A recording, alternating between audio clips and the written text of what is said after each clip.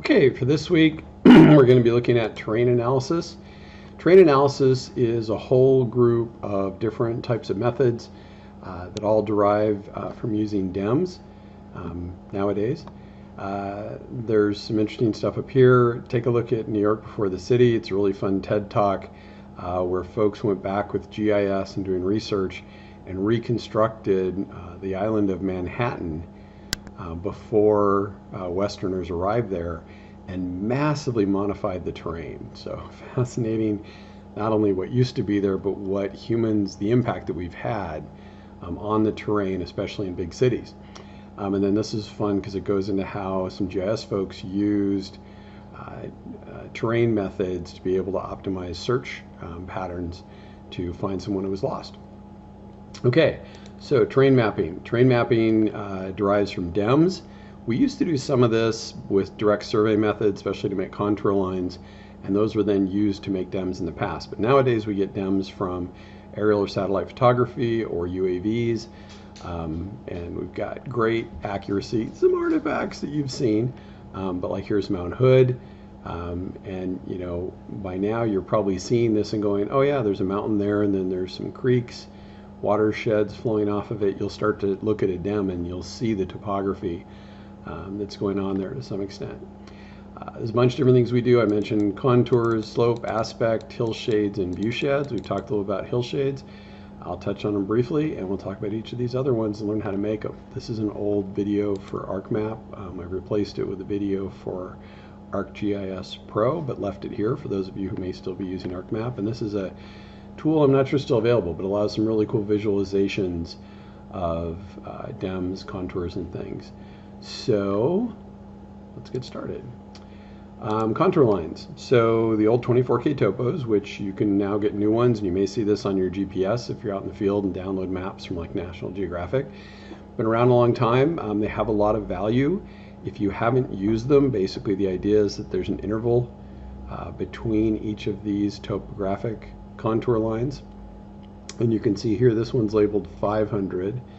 This one's labeled 300. Oh, there's a 400 label. Okay. So if we follow this, we should be able to see that this is a 400 foot contour. So in other words, if you walk along this line, you're walking in a line that's 400 feet above sea level. Here's 300 feet. In between, there's 3 lines or 4 spots. So between each line is 25 feet. If the lines are close together, this is going to be steep. And some of them, like in Colorado, are spectacular because the lines will be like piled right on top of each other where there's these sheer cliffs. And then they're very widely spaced out where it's flat. So they're great when you go off into the field because you can say, okay, we really don't want to hike up here. We want to go up this way and go around and follow the ridge line. So they have a lot of value for being used out in the field. We don't use them as much as we used to. We tend to just download the topos for wherever we're going to head out because you can get on the web now for any area that they're available for. But the topo, the contour lines come from taking a DEM and then doing a cross section. In other words, here, let's say we've got a gully like the Arcata Forest creek that comes out of there. So here we've got a cross section of a valley, and all they do to create contours is just draw a line and say, okay, if it's above this, if it's above 2,200 meters here and below here, then we're going to put a pixel there. And they'll string those together to make polylines into an image. So pretty straightforward to make them. There is a contour tool in ArcMap and ArcGIS Pro. You just start with a contour interval. Usually that's all we put in. The base contour is where it starts. You can offset it, but usually you just leave it at 0. Z factor is if your DEM is in different units for the elevation than it is for the horizontal units. And this does happen. In fact, if we take US DEMs that are often given to us in geographic and we project them to UTM Zone 10 North, note that the elevations may be in feet and the horizontal units are in meters. Now, rather than using a Z factor and having to worry about what that is, my advice is just take the values that are inside the DEM's pixels and convert them from feet to meters. Divide it by, it's about 1/3, the number is available on the web, and all of a sudden everything is in meters. You don't have to worry about this, you can leave it at 1. Much more straightforward in my opinion. So if we run that tool, and it's very similar in ArcGIS Pro, very simple, this is the kind of thing you get, and you can see those contours. It is good on a map sometimes, especially if you want to illustrate some interesting topography in a small area. But nowadays, the maps has really been replaced by hillshades because they're pretty easy to create.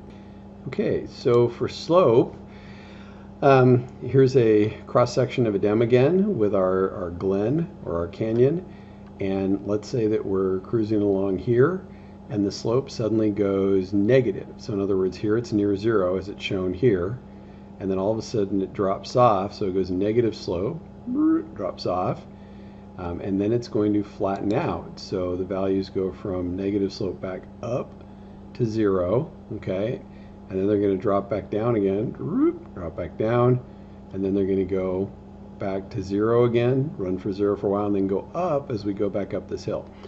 Now in this case, this is positive and negative slope, which you will see if you go along a transect. And if you're moving in a direction, or you're tracking animals in a direction, looking at migration patterns, this may be important. But usually what we use is absolute slope. And the way that is typically computed, including the ArcGIS products, is by taking a 3x3 grid and laying that over the pixels. So in other words, to compute the slope at this pixel, we're going to look at the 8 surrounding pixels and then effectively place a plane. Here I've just drawn a cross section, so where each of these are a pixel value. And you can think of it as averaging the difference between this pixel and the pixels around it. Just kind of what it does. It really fits a plane to it and uses that to determine the slope. But the important part of this is that means that our resolution is actually going to go down, or our resolving power. In other words, if you've got a little change in slope that's less than 3 pixels, you're really not going to see it because the GIS software is using the pixels in each direction, 9 total, to compute the slope. So slope is going to blur your images a little bit. So that's important to know for uncertainty.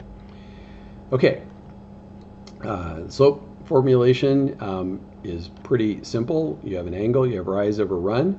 We just do a little bit of trig. We do arctangent of rise over run. Now this is important logically to think about, is that we've got this slope angle with some rise and some run. Okay, this is how it's actually computed inside the GIS package, but this is how we think about it.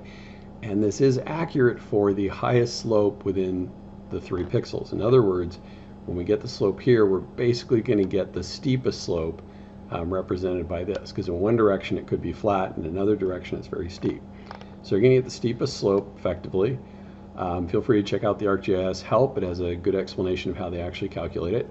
But we've got rise over run. Now this is important because sometimes we'll be using percent rise over run, and sometimes we'll be using degrees, and I'll talk about that in a second.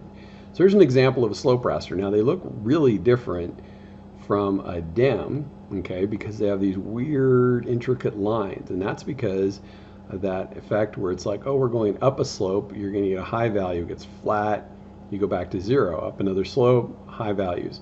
So they look kind of interesting. And we don't tend to put them on maps, we just use them for analysis. So the biggest confusion factor that I see with slope is whether the image is in degrees or percent. So you can have either one. The tool asks you, do you want percent or degrees? Degrees seems to be what people use almost all the time. And at 45 degrees, you have a rise over run of 100%. Some folks think, oh, rise over 100% would be vertical, but that's actually a huge value. So as you go towards the vertical, rise over run goes to infinity and beyond. Okay, and that would be 90 degrees. And as we drop down, the two values start to get closer together. Okay, but as you go up towards 90 degrees, percent goes towards infinity, degrees goes to 90 degrees. Now you might think that's why we use degrees, but the fact is you're never going to see a slope that's at 90 degrees. Even if it's vertical, remember we're averaging 3 pixels. So you're going to get 1 pixel on either side of a vertical cliff, and it's going to muddy it a little bit. So you're never going to get the actual slopes that you'll see in the field. You get something that's a blurred version of that. So here's an example where we've got a DEM with its 3x3 pixel values, and then on the right are the slopes associated with that. Okay, oh, and I should just say percent and degrees are not always in the metadata, so sometimes you'll be looking at a slope raster that someone gave you and they won't have documented if it was percent or degrees, very annoying. But often if you look at it, you will see values. If they're over 40, 50 degrees, you've probably got it in percent. Okay, otherwise you may have to rerun the slope raster to figure out what the values are. Aspect. So I grew up skiing a bit in the mountains, in the Sierras, and we always talked about aspect as being the fall line, right? So if you're standing on a slope and you dropped a ball or you fell, the aspect is the direction you would fall, or the direction that the slope is facing. So if you're on the south side of Mount Shasta, okay, the south side of it is going to be facing to the south, the north side of the north. Not a great explanation, but it's that idea, it's a direction. Now this is very important in natural resource work because in the northern hemisphere, southern slopes get more sun than the north slope. So like in Colorado and here in the Sierras, in California, there's a lot more snow on the north slope than there is on the south slope. And so you'll see ski resorts usually on the north slope. Well, that's also where our snowpack is held during the spring and summertime, is going to be on the north slope. Also, certain plants will be on the north versus the south. So it's actually pretty important. And it's related to slope, okay, but they're two different things, right? And also, remember where I said the slope is basically the steepest slope available. So the slope is the slope in the direction of the aspect. So they're related that way. Now, you don't have to worry too much about that because we really worry about, is it facing north or south? And is it a flat or a steep slope from a natural resource standpoint? And this is what aspect rasters look like. Esri likes to color them like this. It's very 60s, very cool. But I don't really like it. I tend to change it to go to a grayscale ramp so that I can see, oh, these are south, you know, and then you can see it going around to get a better idea of what's happening with the aspect, except in the north, it's going to go, oh, and I should have said, Esri tends to do it by north, northwest, west, southwest, south, southeast, east, northeast, and north again. So the 8 cardinal directions. There's also a setting to go from 0 to 360. It will depend upon the work you're doing as to whether you want it to be the 8 cardinal directions, which we use with other pixel data, and that's the most common actually. Like with the watershed work we did, we're looking for the direction that something will move on a pixel by pixel basis. But there are times to use a 0 to 360 as well. And there's also a feature in Blue Spray called absolute aspect that goes 0 to 180 from the north to the south, in the west and the east. So it really gives you just, how southern are we versus how northern are we? That was developed by Dr. Tracy Davern at Colorado State, where I was. Okay, so a bunch of different options with aspect. View sheds. Another cool one is view sheds. View sheds are the area that you can view when you're standing on some type of topography. So basically the idea is that if you're standing in a glen, you're not going to be able to see over a ridge behind you and over a ridge in front of you. But if you're higher than a ridge, you'll be able to see more than if you're below it. So as an example here, I'm on different sides of Mount Shasta. If I'm over here in the southwest, I'm going to see different area. The area I can see is in green, the area I can't is in pink. And if I'm on the northeast slope, I'm going to see a different area.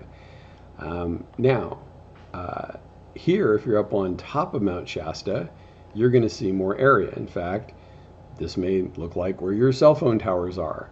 They actually use view sheds to determine where to put cell phone towers to get the highest exposure to the largest number of people. And they actually do use view sheds for that.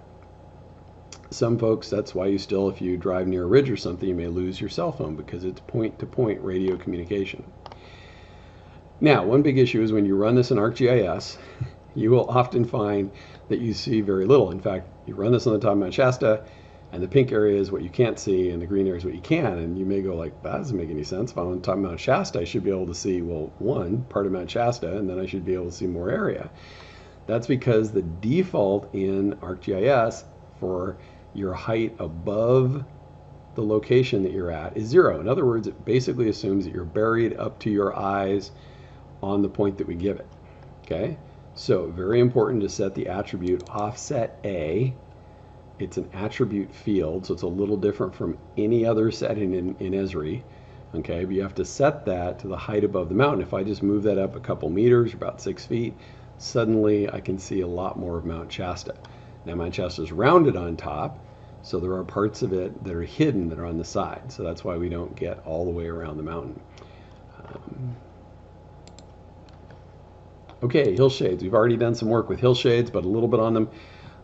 They're almost exclusively used for backgrounds on maps, but as you saw, they're also used to find artifacts in maps. Okay, very valuable for that. The idea is that you've got the sun shining down on your DEM. Those areas that are facing towards the sun and are steep or at the angle of the sun are going to get the most light. Those that are facing away are going to get less light. So that's how hill shading works. For some reason, the convention for maps is to put the sun in the northwest. So you can see here Mount Shasta is lighter in the northwest and darker in the southeast. That's because the sun, quote unquote, is over here when the hill shading algorithm runs. The interesting part is the sun is never in the northwest unless you're at a fairly low latitude. It's much more common that it's going to be below us. But this is the convention, and if you change it, which you can when you run your hill shades, it may look a little bit funky to you, and it may look a little off. And that's because we've grown up with hill shades with the sun in the northwest. You can move it wherever you'd like. And in fact, there's software to analyze sun exposure for a variety of natural resource algorithms that's out there that will show you the effect of the sun moving across the sky and different locations over the earth. Very cool stuff. Okay, and then we can change the Z factor, as I mentioned. That will also strengthen it. And here's what happens after removing the horizontal lines, or this is one without them for Rocky Mountain National Park, and this is one with artifact. Okay, and this talks about removing those artifacts. Again, what I found more and more, especially with the 10-meter ones, the artifacts can be so bad, best to go back to the original raster, and we're certainly seeing that this semester. And then you can make your own. You can do this in ArcMap, but I recommend Blue Spray because it's got a pretty cool hill shading tool. Videos for both of those are on the website. And after this lab, I really hope that all your maps have nice hill shades on them, or just plain, political maps or continent maps, because we really don't need to be using the satellite images. And you won't see those very often on professionally done maps because there's too much complexity and it takes away from the features that you really want to be showing folks in the work that you've done. Okay, have fun.